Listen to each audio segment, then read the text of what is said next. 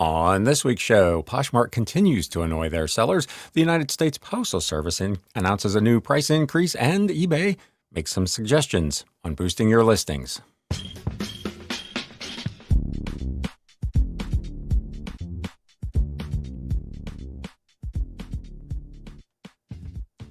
What is up, Galaxians? Welcome to another episode of the Galaxy CDs, Rocks, and Flips Reseller Talk podcast. My name is Ryan, and we've got just a handful of things to go over this week. Some news from Poshmark making some changes that have their sellers, once again, feeling a little bit annoyed. A partial price increase coming from the United States Postal Service, which we'll dive into. Some changes over at Facebook, and an update from eBay on how to optimize your listings going into the holiday season. So without further ado, let's get into it. News updates.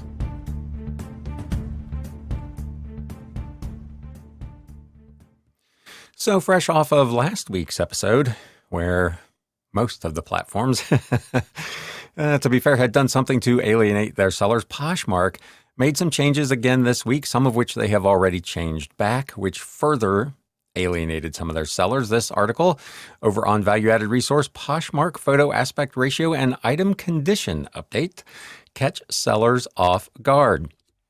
As always, these will be linked in the video description and the show notes down below if you'd like to go read these in more detail. This was updated. Poshmark appears to have reverted back to the original square photos without backgrounds removed when viewed on the web. So what happened, and to be fair, once again, the issue becomes, as we talked about in last week's show, the lack of transparency and the lack of communication on this issue, as the article points out. Unfortunately, because there's still been no direct communication from the company to sellers about these changes, it's not clear if they have backtracked in response to pushback on this issue or if it's a temporary change and they're going to redo the change once again.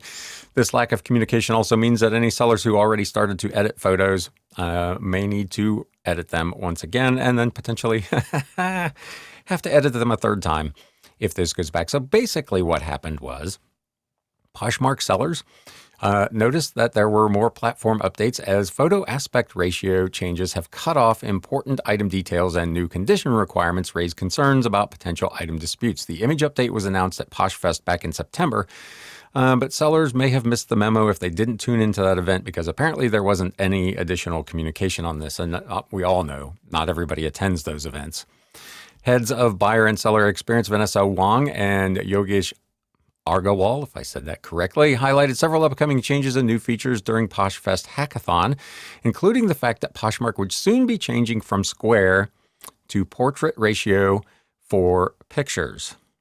Over the last 15 years since the invention of smartphones, how many of you have taken anything but a portrait photo, right? Our life is captured in a portrait photo inside our camera roll.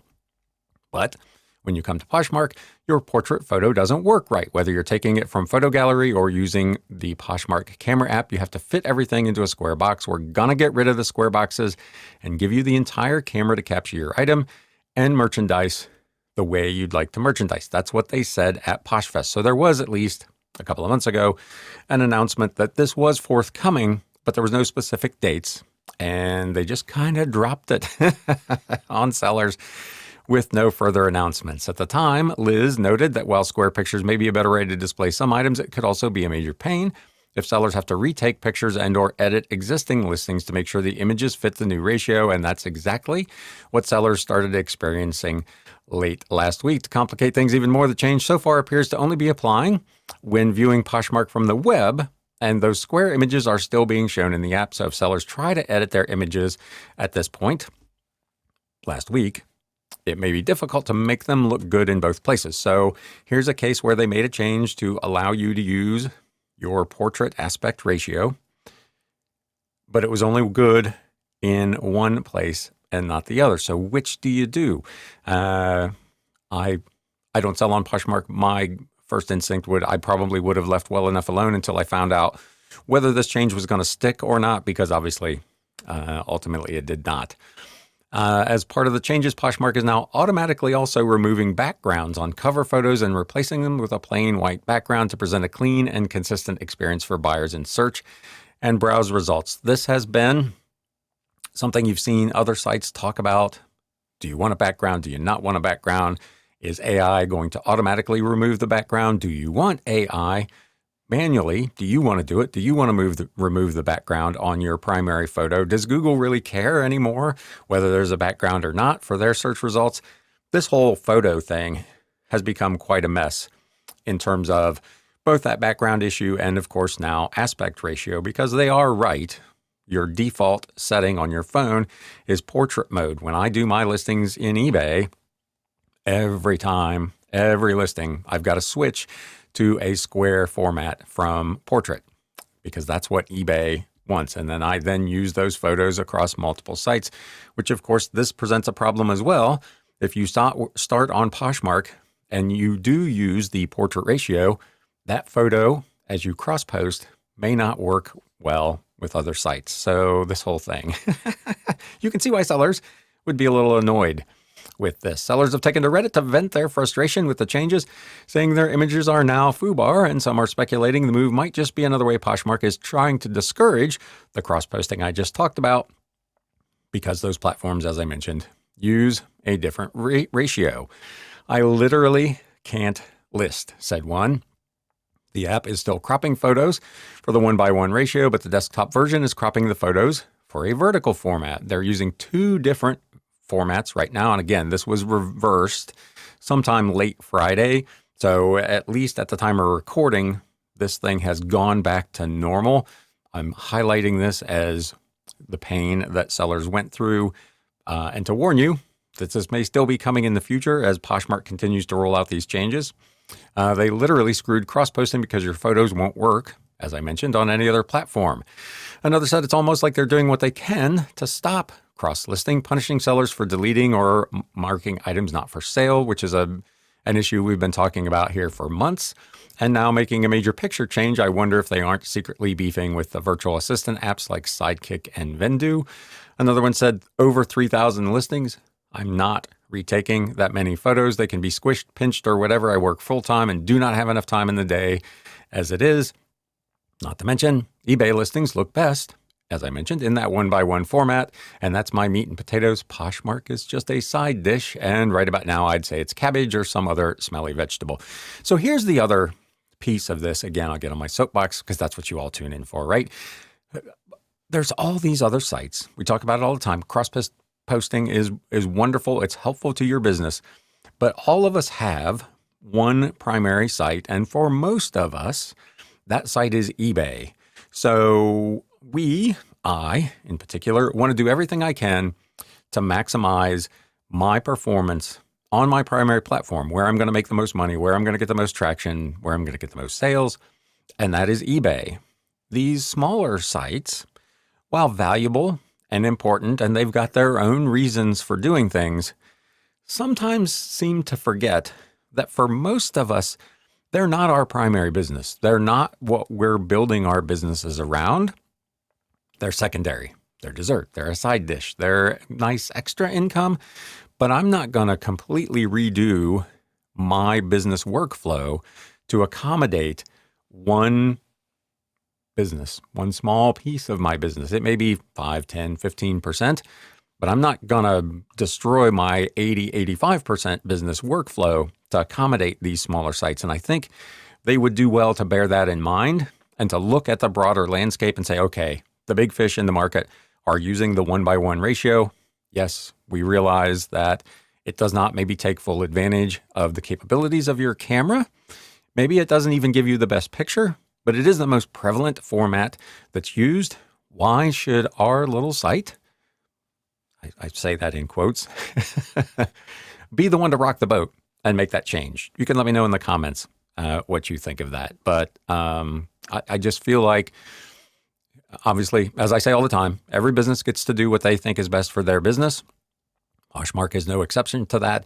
But I think they would do well to, and all these sites would probably do well to, as I said in last week's episode, remember that their sellers are their partners in this venture and do what they can to best accommodate them and their needs.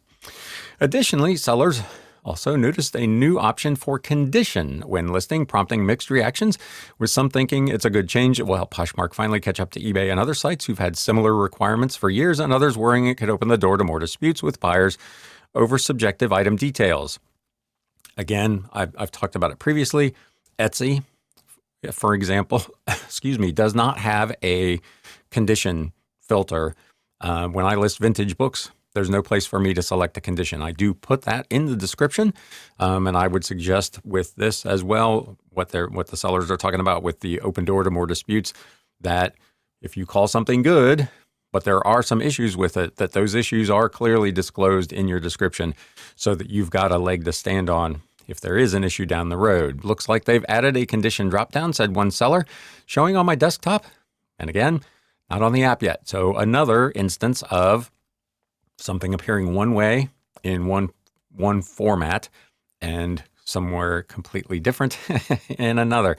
This lack of consistency obviously is a problem, particularly for sellers who list exclusively on one or the other. They are or are not getting access to what could be a pretty valuable tool depending on where they list. My personal feeling is these things, when they're rolled out, should be rolled out across all listing options. So mobile, app, desktop, whatever. It should be a consistent experience for sellers. What do you guys think? They continued. I'm surprised they haven't added this earlier, and I wish there was an excellent option between like new and good. That's another one. For instance, on Mercari, they do have conditions, but it goes from, I think, good to like new. There's not a very good in between. And there are a lot of items that you and I would both have that would probably qualify as very good. And then you have to make the decision, do I risk calling this like new, or do I undersell it and call it good? So again, there's a point at which too many choices is a bad thing, but both of these sites appear to be missing a middle ground there. Another seller says, no, thank you. It will be abused. Customer support tickets will pile up and will continue to get the same awful AI replies. Heaven forbid our actual issues with the platform be addressed. Obvious replica sellers still cross by feed on a daily basis. I think they meant my feed. Dead closets, still a huge issue. Scammers might tweak their comments every few months, but they're still obvious and should be dealt with. Another one said, if I have to start arguing, bogus cases about the difference between fair and good and like new good, I'm gone. I'll be back to eBay full time. Other sellers said they wondered what the point of the requirement was, since the condition options don't appear to even be shown to buyers on listing pages or search filters where they would be most useful for buyers. Again, this would go back for me to somewhat of a haphazard rollout. Maybe it's a conscious decision. They want to build up. I'm giving them the benefit of the doubt here for a moment. They want to build up some sort of number of listings that do have condition before they start showing that to buyers. Because you've obviously there are millions of listings already on Poshmark that do not have a condition. And if suddenly there is a condition option that buyers see and they click it and it's blank, they will naturally assume that it's a useless thing, and then they may never click on it again. So there's a fine line to walk there between rolling it out consistently across all platforms, and or by that I mean web and mobile, and buyers and sellers. I get it. The other question, of course, would be, what are they going to ask sellers to do about all their existing listings, which currently don't have conditions? That could be a problem as well. If you've got a lot of listings that you would have to go back and edit, I do not envy you. Just came here to post this. Had this option too, but when I look at the listing, don't see the condition. What's the point of requiring it if users won't be able to filter by it? The changes are becoming fast and furious, as we talked about last week, as 3 of the 4 original Poshmark co-founders have recently left the company, and new blood is being brought in and is now making the decisions. If you're a Poshmark seller, let me know what your experience was last week with the site, what you think about these changes. All of them, including the ones we talked about last week. Big changes happening over at Posh. I would expect that they will continue to come as Naver and their people who have been installed in the higher C-suite positions continue to try to monetize the site more and more to earn back the massive amount of money they paid to take Poshmark private. We talked a few weeks ago. There was a quick article that had indicated that there were going to be no USPS price increases come January. As it turns out, that is only going to be true for what they consider market dominant. Their competitive products, however, there is going to be a price increase come January. They have released the details of this new planned rate increase for those competitive products, which will go into effect on January 18th, which will be the day after or shortly after the holiday surcharges drop away. So you're not going to get much of a break. These are services like Ground Advantage, Priority Mail Express. So first class stamps, first class mail, media mail, those sorts of programs are not going to see a price increase in January. Ground Advantage is. I'm not going to go through all the details. Liz has very handily included some charts here, and this again will be linked in the show notes and the video description down below. Some prices will be higher than the current holiday surcharge. Some prices will be lower than that. So it's a kind of a mixed bag, but they will all be higher than they were prior to that holiday surcharge. The Postal Service last week filed notice with the Postal Regulatory Commission for shipping price changes to take effect January 18th. The change would raise prices approximately 6.6% for Priority Mail, 5.1% for Express Service, 7.8% for Ground Advantage, and 6% for Parcel Select. Those increases are all relative to the previous permanent pricing, not to the current holiday surcharge pricing. Although mailing service price increases are based on the Consumer Price Index, shipping services prices are primarily adjusted according to market conditions. The governors believe these new rates will keep the Postal Service competitive while providing the organization with needed revenue. As they previously announced, the organization will not raise those prices in January for mailing services, so first-class mail stamps pricing will not change. This is part of the twice-a-year price increases that the post office has been doing now for, 3 years? The last one took place in January, and as we just mentioned, you are currently paying a holiday surcharge to the post office as well. Again, there are charts here. I will not go over them in any depth. They're available in the link down below, but some prices will go up, some prices will go down slightly compared to the current holiday surcharge. Looks like the increases are bigger in the retail counter rates than they are in the commercial rates, which most of us pay to eBay or Pirate Ship or ShipStation. So again, as we talked about previously, getting squeezed from all angles here. The price just continues to increase. The news comes as USPS reported their year-end financials showing a $9 billion loss for 2025. And the article points out, while that sounds bad, as First Amendment attorney and avid follower of the postal and healthcare industries, Ross Marchand, commented on his Substack, somehow that's actually an improvement over last year. So there you go. If you ship primarily by Ground Advantage or Priority, expect price changes. In most cases, a small price increase over the rate you are currently paying with the holiday surcharge. And compared to the previous permanent prices, a pretty stout increase, to be fair. Meta, Facebook Marketplace, getting an AI-powered facelift. How exciting. More AI. I can't wait. Meta launched new AI features, expanded inventory, and personalized collaborative shopping experiences in what they called a Facebook Marketplace glow up. The platform hopes these new features will make shopping on the app more fun, useful, and social. Interesting at a time where Poshmark is backing away from the social aspect of selling. Facebook, Meta, leaning in. And they are keying these especially for the Gen Z demographic. Collections is a new feature that enables users to create groups of marketplace listings and invite friends to join. Let me know if that's something you would do. Maybe I'm old. No, that is not something I would do. Simply save a listing, start a new collection, choose whether to make it public or private, and add friends to your collection to share updates via feed, Messenger, WhatsApp, and more. They are also testing what they call collaborative buying, so you can invite a friend to join your chat with the seller, making it easier to coordinate pickups, negotiate prices, get answers to your questions, though it remains to be seen how popular this option will be with sellers who are already tired of constant messaging asking if items are still available or getting lowball offers. Buyers can now react and comment directly on marketplace listings, which will in turn help marketplace learn what they're interested in, so they'll see more items aligned with their personal preferences in the future. So again, what Facebook already does and is very, very good at, if you look at something and you comment on it, you like it, whatever, Facebook is going to feed you more and more of that type of item.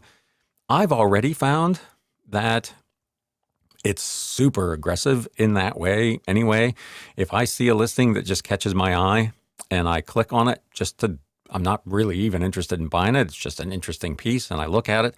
Suddenly my marketplace feed is full of that kind of stuff. This will magnify that. It sounds like by an order of magnitude. They're also testing a new feature to make it easier and ask the right questions when you're making a purchase, whether it's a car, furniture, clothing, or anything else. When you start a chat with a seller, you'll see a suggested questions to ask button pop up. Tap it, and Meta AI will use the details from the listing and your conversation to to suggest questions you might want to ask the seller. And here they show a screenshot example with the dreaded first question being, "Good morning. Is this still available?" But then down below, they have a list of AI-generated suggestions for those potential questions. This apparently would be a piece of furniture. Are the drawers working smoothly? Are the handles and hardware original or replacements? Has it been exposed to pets or smoking? And so on. When you visit a vehicle listing, buyers will also see a new AI-powered insight, gathering everything from engine options and safety ratings to transmission type, seating, cargo capacity reviews, and price insights, all in one place. They're also still touting their expanded inventory with eBay and Poshmark integration. Those partnerships, they hope, will help capture Gen Z demand for vintage and pre-loved fashions, though many sellers, while initially hopeful that this would be helpful, that's a mouthful, have not had much success with it. They've not seen their listings. Let me know in the comments below. Is this something that you have seen? If you've done a listing or multiple listings and then gone and searched for that listing on Facebook Marketplace, whether you're a seller on eBay or Poshmark, have you seen that listing pop up in the Facebook Marketplace results? I haven't looked, to be fair, so let me know. Lastly, Meta is improving the checkout and shipping experience to provide a more transparent and seamless process for Facebook Marketplace purchases. Buyers will now see total costs, including shipping and tax up front, and receive notifications as the order status changes to ensure clarity at every step and make it easier to buy from sellers, no matter their location. So, if you've been playing along for very long here, you know my feeling on this whole AI thing. It is, in my view, not yet ready for prime time. Lots of errors. I was commenting to someone the other day. I was showing them how to do listings, and I showed them how to do in eBay generate the AI listing. And I was very careful to remind them that eBay will tell you right up front, you are still responsible for the content of your listing. I can see this also being problematic where Facebook's AI may say things about a particular seller's listing that may or may not be accurate. So let me know your thoughts if you are a seller on Facebook Marketplace. Last bit of news, this appeared over on eBay. List smarter, sell more this holiday season. Some tips from eBay on how to get your listings to stand out. We're getting closer to Black Friday and Small Business Saturday. Hope last week's trend reports and our new global advertising campaign give you some fresh ideas. Today, they're tackling another popular question from the Winter Seller Check-In. How do I improve my listings and increase visibility with SEO? And they give some interesting tips here. Once your great inventory is listed, the next step, of course, optimization. eBay provides robust tools in Seller Hub to understand your listing's visibility, improve conversion, and take action. They suggest that you use the traffic report to spot and fix performance gaps. You can see in this report impressions, views, sales conversion, so you can pinpoint where performance is strong or maybe breaking down. Oops. Go back. Sorry about that. Use the traffic report for those things. Actions to improve. Low impressions. You may have poor SEO. Optimize the listing title with popular search keywords. You may have it in the wrong category or be missing those dreaded item specifics. Add or fix those things, including things like brand, size, type, UPC, color, etc. Or you may just have non-competitive pricing or shipping. Use product research to check sold comparisons. One of their recommendations, of course, as we talked about a couple of weeks ago, when I did that video on the listing quality report, they really push free shipping. Actions to improve. High impressions but low conversions. If you have a thin or unclear description, enhance that with clear, organized descriptions. Include the item condition, dimensions, and any frequently asked questions. Expensive or slow shipping. Offer faster options, or there it is, free shipping where feasible. Uncompetitive pricing. Adjust to pricing and create offers. Send offers. Run sales. Run volume pricing or coupons. Again, I've talked about these tools in the past. I use many, not all of them. Some are more effective than others. Some would be more effective on other product types than different ones. So you've got to find the thing that works best for you. But obviously, the whole ball gets rolling with competitive pricing right up front. I talked about it in last week's show. Pricing your item for competitively with like items. I don't want to price an item that is in very good condition necessarily against one that's in acceptable condition unless I just want to blow out the inventory. So being right priced may be more important than being competitively priced. It doesn't have to be a race to the bottom, but checking your pricing is important. Negative feedback or low buyer trust. Address feedback, request revisions when appropriate, and respond to all negative feedback. There is a link to a video in this article about how can I have a watcher with no views, which is a question that comes up quite a bit. They do talk about using that listing quality report that I showed you how to use a couple of weeks ago to see how your listings stack up. You can see individual item level actions, recommend specific actions to improve that listing quality. Again, things like adding photos, improving the title, critical information like brand. You can compare your performance with others, which we did in that video, where you can see how you stack up against people in that same category, how many photos they're taking, how many item specifics they have on their listings, whether they're promoting their listings or not, and so on. So there's a lot of useful information in there that is actionable for you. Again, it's to the extent that it does what it does compare apples to apples because it's looking at you versus other sellers on eBay. Whether that information is all 100% accurate, I'm not convinced that it is. I think there's some questions still to be raised there, but at least it's a level playing field. The numbers that they're giving you, while they may not be 100% accurate, you know that the numbers that they're showing you for the other seller are likewise not 100% accurate. So at least you're getting a reasonably fair comparison, if that makes sense. And Google Shopping Insights, it will show you items which are being rejected by Google. I would be curious if you've run that report. I had a couple of other sellers that commented that they had a handful that were being rejected by Google. Let me know in the comments below if you've run this report. Are you seeing big numbers of things that are being rejected by Google? And what is the reason that you're being given for that rejection? There is a full video session from eBay on that report as well in this article. Question 2, how can I get more buyers to see my listings using SEO? We invited Google, they said, to join our search team at the Winter Seller Check-In to share some best practices. In fact, strong titles and complete item specifics, which we harp on all the time, are the fastest levers to increase discoverability. Better item specifics can help deliver up to 4 times more traffic to your listing. I've talked about that repeatedly. I know people don't like the minutia of filling in those item specifics, but every time you miss one that is relative to your item, and they're not all relevant to your item, you miss an opportunity if a buyer filters by that. I see this all the time. I'm a bookseller. I will go in I'll search for a particular title. I'll see a whole mess of them. I decide I want to filter by hardcover, for instance, because the one I have is a hardcover. And items that originally showed up in the search that I could tell from the photos were hardcovers disappear from that filtered search because the seller has not checked the item specific that their book is a hardcover. I also see people create a lot of their own item specifics. There are times where that probably makes sense, but again, in the case of, just to use an example, hardcover book, I see people put in an item specific that says hardback.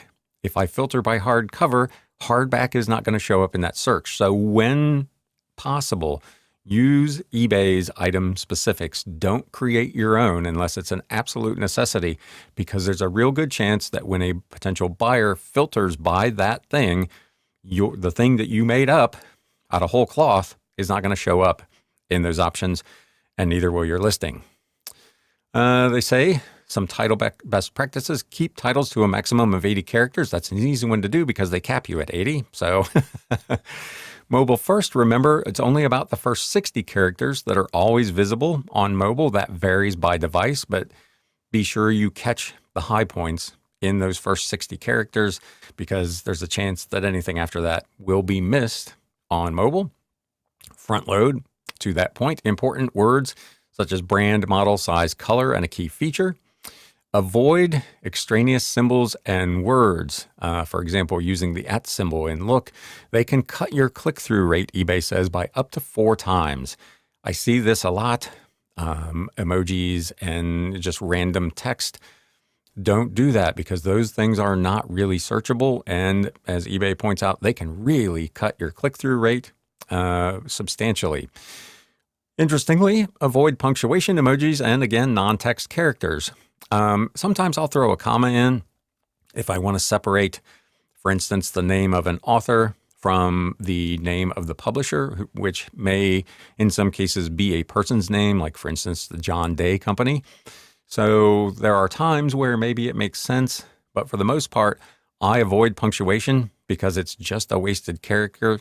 It doesn't impact search, and it spends valuable territory in that first 60 or total of 80 characters. And I see listings all the time that have tons of punctuation, colons, semicolons, commas, periods, exclamation points.